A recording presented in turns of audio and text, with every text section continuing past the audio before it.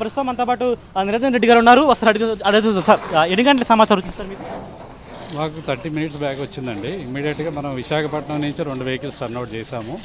అయితే ఇది temporary structure కాబట్టి ఈజీలీ ఫ్లామబుల్ మెటీరియల్ కాబట్టి వెంటనే అంటుకుపోయింది.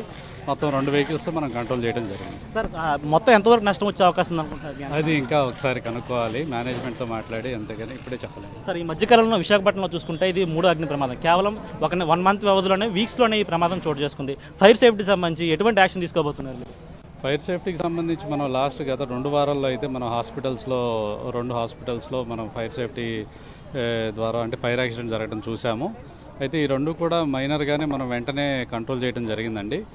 అయితే ఇవాళ ఈ ఇన్సిడెంట్ బీచ్ రోడ్లో అనేది షార్ట్ సర్క్యూట్గా జరిగింది అని చెప్పేసి ప్రైమరీగా మనకి చెప్పడం జరిగింది. దీని గురించి మనం హాస్పిటల్స్లో ముఖ్యంగా ఆడిట్ చేయబోతున్నాం అండి. కంప్లీట్గా కూడా ఎట్లా ఉన్నాయి, సేఫ్టీ మెజర్స్ ఎలా ఉన్నాయి, వాళ్ళు ఎంతవరకు ఎక్విప్ అయి ఉన్నారు, వాళ్ళ దగ్గర టీమ్స్ ఉన్నాయా, వాళ్ళ ఎక్విప్మెంట్ కండిషన్లో ఉందా లేదా, ఇవన్నీ కూడా చేయడానికి ఫైర్ ఆడిట్ చేయబోతున్నాం. సార్ అంటే బయట ప్రజలు మాత్రం అంటే నిరంజన్ రెడ్డి గారు కావచ్చు, లేకపోతే రేణుకయ్య గారు కావచ్చు, అగ్ని ప్రమాదం జరిగిన సమయంలో కనిపిస్తున్నారు తప్ప మిగిలిన సమయంలో ఆడిటింగ్ సంబంధించి కావచ్చు, చెకింగ్ సమయంలో కనిపించట్లేదన్న వాదన అనిపిస్తుంది. లేదండి, అంటే మాకు బేసికల్గా మేము every Wednesday awareness programmes conduct చేస్తున్నాము. ప్రతి ఒక్క ఫైర్ స్టేషన్లో ఈ జోన్ మొత్తంలో కూడా మేము ఆర్గనైజ్ చేస్తున్నాము. అలానే ఫైర్ సేఫ్టీ ఎన్ఓసికి సంబంధించి కానీ మా హెడ్ ఆఫీస్ ద్వారా మాకు వాళ్ళకి ఫైర్ పర్మిషన్స్ కూడా ఇవ్వడం జరుగుతుంది. ఇక్కడ ఏమవుతుందంటే బేసికల్గా అక్కడ ఉన్నటువంటి సిస్టమ్స్ కానీ, అక్కడ ఉన్నటువంటి మెయింటెనెన్స్ ఆర్ హౌస్ కీపింగ్ కానీ, ఎలక్ట్రికల్ ప్రాబ్లమ్స్ వల్ల కానీ ఇలాంటి ప్రమాదాలు జరుగుతున్నాయి. అయితే వాటిని వెంటనే స్పందించి అవి మేజర్ ఫైర్ యాక్సిడెంట్స్ అవ్వకుండా వెంటనే వాటిని నివారించగలగడంలో అయితే మేము సక్సెస్ సాధించామని చెప్పాలి.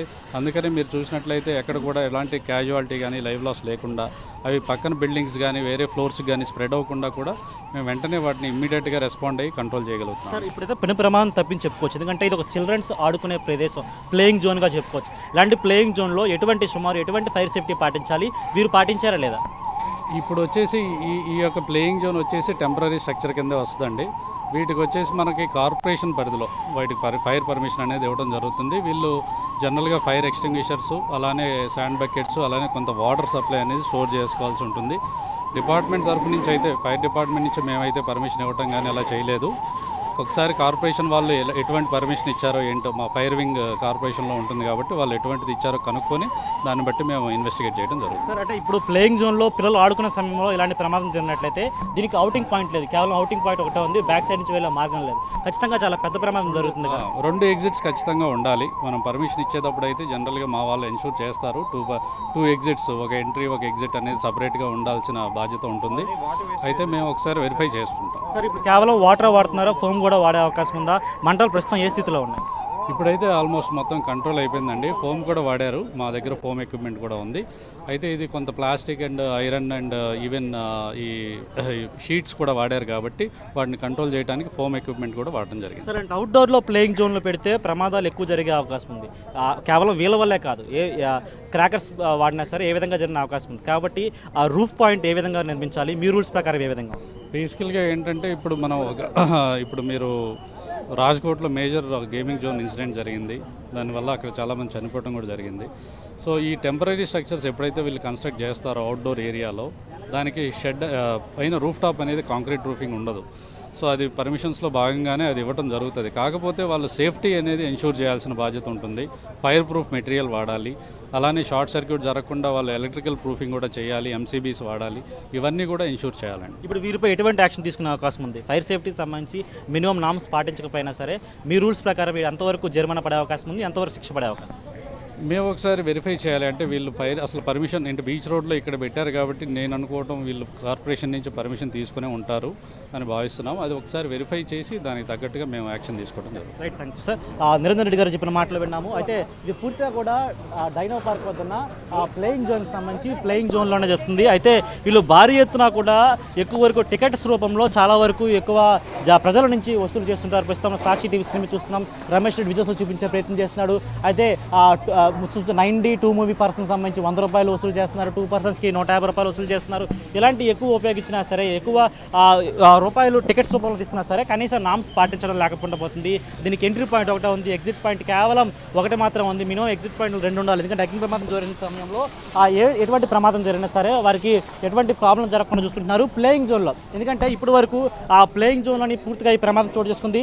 సరిగ్గా నేను ఇప్పుడు నిలబడి ఉన్న ప్రదేశం ఏదవుతుందో ఇది ఒక ప్లేయింగ్ జోన్. ప్లేయింగ్ జోన్లో ఒక పార్ట్ ట్రైన్ సంబంధించి ఒక ట్రైన్, అంటే పిల్లలు ఆడుకునే ట్రైన్ చుట్టూ కూడా తిరుగుతుంది. అయితే పూర్తిగా కూడా ఈ ప్లేయింగ్ జోన్లో నేనున్న ప్రదేశం చూస్తున్నాం. పూర్తిగా ఒక సిట్టింగ్ ఏరియాలో ఆ ట్రైన్కి సంబంధించిన సాధారణంగా చిన్నపిల్లలు ఆడుకునే బోగీలు ఉంటాయి. ఇలాంటి బోగీల్లోనే కూర్చునే ప్రదేశం అంతా కూడా చాలా లైట్ మెటీరియల్తో కూడా మనకి నిర్మించి ఉంటారు. కానీ ఇలాంటి నిర్మించిన ప్రదేశాల్లో చాలా వరకు కూడా మనకి ఎక్కువ శాతం కూడా ఈ విధంగా నార్మల్ మెటీరియల్, ఫర్నిచర్ మెటీరియల్ ఏ విధంగా ఉంటుందో ఆ ఫర్నిచర్లో వాడే మెటీరియల్ కనిపిస్తుంటాయి. చూస్తున్నాం ట్రైన్ ఫస్ట్ బోగి ఏదైతే ఇంజన్ ఉంటుందో ఇంజన్ భాగం కూడా పూర్తి కూడా ఇలాంటి బొమ్మలు ఈ విధంగా పూర్తిగా దగ్ధమైపోయిన దృశ్యాలు మనం చూస్తున్నాము. అయితే మంటలు పూర్తిగా అదుపు రాకపోయినా సరే చాలా వరకు అదుపు తీసుకొచ్చామని అధికారులు చెప్తున్నారు. ఇలాంటి తరుణంలోనే ఎందుకంటే చాలా వరకు మనం చూస్తున్నాం నిత్యం ఇలాంటి ప్రమాదాలు విశాఖపట్నంలో చాలా ఎక్కువైపోయాయి. ఇలాంటి అగ్ని ప్రమాదం చూడొచ్చినప్పుడు చాలా వరకు కేవలం కొద్ది నిమిషాల వ్యవధిలో అగ్నిమాపక శాఖ అధికారులు సంఘటనా స్థలానికి చేరుకున్నప్పటికీ కూడా ఇటువంటి లాభం లేకుండా పోతుంది. అప్పటికే పూర్తిగా ఆస్తి నష్టం జరుగుతుంది. ఇంకా ఈ ప్రమాదంలో ఇంకా అది ఓపెన్ చేసి ఉండకపోతుంది. ఇంకా 11 గంటల సమయానికి ఇది ఓపెన్ చేస్తా అంటారు. కానీ 11 గంటల సమయానికి ఇది ఓపెన్ చేయకపోవడంతో లోపల ఎవరు లేకపోవడంతో ప్రాణాపాయం లేదు, కేవలం ఆస్తి నష్టం మాత్రం భారీగా చోటు చేసుకుంది. అయితే ఈ ఫైర్ సేఫ్టీ అధికారులు ఎప్పటికప్పుడు ఇలాంటి నిబంధనలు పాటించకుండా ఉండేవారిపై కఠినంగా చర్యలు తీసుకోవాలని స్థానికులు డిమాండ్ చేస్తున్నారు. ఎందుకంటే ఈ విధంగా ఎవరు కూడా ఫైర్ సేఫ్టీ నామ్స్ పాటించకుండా ఈ విధంగా ప్లేయింగ్ జోన్స్ కావచ్చు, హాస్పిటల్స్, హాస్టల్స్ ఒకటి కాదు అన్ని చోట్ల కూడా నిబంధనల విరుద్ధంగా ఈ విధంగా నిర్మించినట్లయితే వారిపై కఠిన చర్యలు తీసుకోవాలి. లేకపోతే చాలా వరకు ప్రజలకు ఇబ్బంది అయ్యే అవకాశం ఉంది. స్థానికులు వెనకాల ఏదైతే ఈ ప్లేయింగ్ జోన్ సంబంధించి వెనక భాగంలో ఏదైతే ఉందో వెనక చాలా వరకు జననివాసాలు ఉండే అపార్ట్మెంట్లు ఉన్నాయి. ఈ అపార్ట్మెంట్లు కూడా పూర్తిగా కూడా అన్ని చోట్ల ఈ విధంగానే ఇబ్బంది పరిస్థితిలో ఉన్న పరిస్థితి కనిపిస్తుంది. అయితే చూస్తున్నాం మనం ప్రస్తుతం అయితే పోలీసు అధికారులు కూడా సంఘటన స్థలం ఉన్నారు, పాతసారథి గారు ఉన్నారు. పాతసారథి గారు స్టార్ట్ చేస్తుంటాం 3 టౌన్కి సంబంధించి మీ లిమిట్స్లో చాలా వరకు ఈ విధంగా హోటల్స్ కావచ్చు, స్పా సెంటర్లు కావచ్చు, లేకపోతే చాలా వరకు కమర్షియల్ ఎక్విప్మెంట్స్ ఉన్నాయి. వారి దగ్గర సంబంధించి ఫైర్ సేఫ్టీ వాళ్ళు మీ లాండ్ ఆర్డర్ సంబంధించి ఎటువంటి జాగ్రత్తలు తీసుకుంటున్నారు? అది ఫైర్ సేఫ్టీ వాళ్ళు ఒకసారి వెరిఫై చేస్తామండి ఏమున్నాయి ఏంటి అని చెప్పేసి అనేసి. దీనికి కూడా ఫైర్ డిపార్ట్మెంట్ ఏం తీసుకున్నారు, పారామీటర్స్ ఉన్నాయా లేదా అనేది విచారించి దాని తర్వాత ఇదంతా తగ్గిన తర్వాత అయితే లక్కీగా ఏంటంటే ఇందులో ప్రాణ నష్టం కానీ ఏమీ లేదు కాబట్టి వీఆర్ హ్యాపీ అనమాట. ఇది అయిపోయిన తర్వాత ఇన్వెస్టిగేషన్లో తెలుస్తుంది అనమాట. అంటే పూర్తిగా మీకు సమాచారం ఏ సమయంలో వచ్చింది, ఏమైనా వచ్చింది? అది కాలిపోతుందనే వచ్చింది, ఇంకేం వస్తుంది అంతే కదా. ఎంత సమయంలో చేరుకున్నారు సంఘటన? వెంటనే 5 minutes అందరికీ ఇన్ఫార్మ్ చేసేసి ఫైర్ అందరికీ వాళ్ళు ఇన్ఫర్మేషన్ ఇచ్చిన వెంటనే వాళ్ళు కూడా ఇమీడియట్గా రెస్పాండ్ అయ్యారు. ఇది కంట్రోల్లో అవుతుంది. రైట్, ఇది పరిస్థితి పూర్తిసారి చూస్తున్నాం. 3 టౌన్ పోలీస్ స్టేషన్ నుంచి పోలీస్ అధికారులు కూడా 5 minutesలో చేరుకున్నామని చెప్తున్నారు. అయినప్పటికీ ఎందుకంటే ప్రమాద స్థాయి తీవ్రత అనేది చాలా ఎక్కువ శాతంతో ఉంటే 5 నిమిషాల పోలీస్ అధికారులు చేరుకున్నప్పటికీ ఇంకా పూర్తిగా దగ్ధమైపోయింది. చూస్తున్నాం మన ఫైర్ సేఫ్టీ అధికారులు పూర్తిగా ఒక థర్మాకోల్ మెటీరియల్ కావచ్చు, లేకపోతే వుడెన్ మెటీరియల్ అంతా ప్లాస్టిక్ మెటీరియల్ ఉండడంతో చాలా స్పీడ్గా అనేది మంటలు అలుముకున్నాయి. 4 వైపుల నుంచి చూస్తున్నాం, 4 వైపుల నుంచి కూడా పూర్తిగా మంటలను అదుపులో తీసుకురావడానికి అయితే ఫైర్ సేఫ్టీ అధికారులు శ్రమిస్తున్నారు. అయినప్పటికీ ఒకవైపు పొగ అనేది భారీగా కూడా బయటికి తన్నుకొని వస్తుంది. అయితే వెనకాల భాగంలో అయితే డైనో పార్క్ సంబంధించి ప్లేయింగ్ జోన్ సంబంధించి వెనకాల కొన్ని జన నివాసాలు ఉన్నాయి, అపార్ట్మెంట్లు ఉన్నాయి. అపార్ట్మెంట్లో ఉన్న వాళ్ళందరూ కూడా చాలా ఇబ్బంది పడుతున్నారు. వారికి ఈ పొగతోటి ఊపిరాడట్లేదు సమస్య కూడా చెప్తున్న సిచ్యువేషన్. అందుకే వెంటనే వారిని ముందు భాగంలో నుంచి బయటికి పంపించేస్తున్న దృశ్యాలు అయితే కనిపిస్తున్నాయి. అయితే పూర్తిగా కూడా ఈ అగ్ని ప్రమాదానికి సంబంధించి భారీగా ఆస్తి నష్టం చోటు చేసుకుంది, ఎటువంటి ప్రాణాపాయం లేదని చెప్తున్నారు. అయితే వీరు ఫైర్ సేఫ్టీ నామ్స్ పాటించారా లేదా అనే అంశంపై ఇంకా పూర్తిగా దర్యాప్తు చేస్తున్నామని, ఫైర్ సేఫ్టీ నామ్స్ పాటించకపోతే ఖచ్చితంగా కార్పొరేషన్ అధికారులు మేము తగిన చర్యలు తీసుకుంటామని ఫైర్ సేఫ్టీ అధికారులు చెప్తున్నారు. Out studio. Okay Naresh, thank you.